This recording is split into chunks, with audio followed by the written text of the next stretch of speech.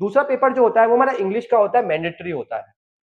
वो कितने मार्क्स का होता है हमारे, वो भी हमारे 300 मार्क्स का होता है। बट उसके अंदर क्या मुझे मेरिट लानी है? नहीं। मेरिट मतलब कि क्या उसके मार्क्स जितने ज्यादा होंगे तो मेरा सिलेक्शन होगा? नहीं, ये सिर्फ और सिर्फ क्वालिफाइंग है, इसमें मेरे को सिर्फ और सिर्फ क्वालिफाई करना है, ठीक है।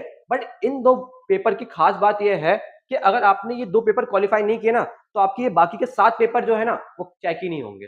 तो आपको ये दो पेपर क्वालिफाई करना बहुत क्या है, जरूरी है। पेपर ए और पेपर बी दोनों क्या है, लैंग्वेज के पेपर। अब हम देखते हैं सब्जेक्ट्स को। पहला सब्जेक्ट जो आता है हमारा ऐसे का आता है। किसका आता है? ऐसे का। कितने मार्क्स का? 250 मार्क्स का होता है। क्या ये मेरिट में काउंट होता है? डेफिनेटली ये मेरिट में काउंट होता है। दूसरा मैं बात करूं कौन सा होता है हमारा, जनरल स्टडीज पेपर 1, जिसको हम GS1 कहते हैं। GS1 के अंदर कौन कौन से सब्जेक्ट आते हैं? जैसे हिस्ट्री हो गया, ज्योग्राफी हो गया, सोसाइटी हो गया। ये सारे सब्जेक्ट किसमें आते हैं? हमारे GS1 के अंदर आते हैं। और कितने मार्क्स का होता है? ये भी 250 मार्क्स का होता है, मेरिट में काउंट होता है। सेकंड पेपर कौन सा होता है मेरा बेटा? वो होता है मेरा पॉलिटी, गवर्नेंस और कॉन्स्टिट्यूशन ऑफ इंडिया का। कितने मार्क्स का? 250 मार्क्स का।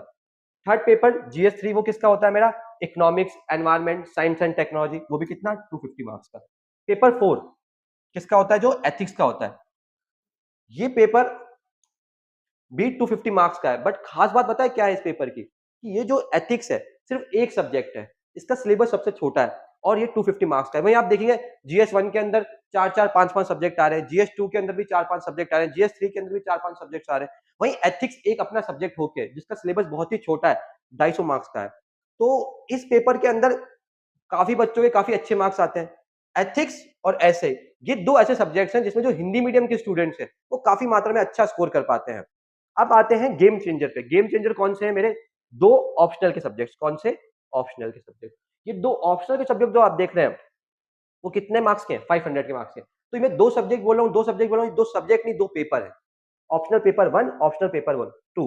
तो आपने देखा कि GS1 में अलग अलग सब्जेक्ट्स हैं, GS2 में अलग अलग सब्जेक्ट हैं, पर ऑप्शनल एक सब्जेक्ट है। जैसे ज्योग्राफी हो गया, सोशियोलॉजी हो गया, इकोनॉमिक्स हो गया, पॉलिटी हो गया। ये सब क्या है? PSIR आपने सुना होगा ऑप्शनल, जो ईशिता किशोर का था 2022 की टॉपर का। तो ऑप्शनल सब्जेक्ट तो एक होता है, ठीक है, बट वो उसके दो पेपर्स होते हैं, पेपर 1 और पेपर 2। और कितने मार्क्स का होता है टोटल?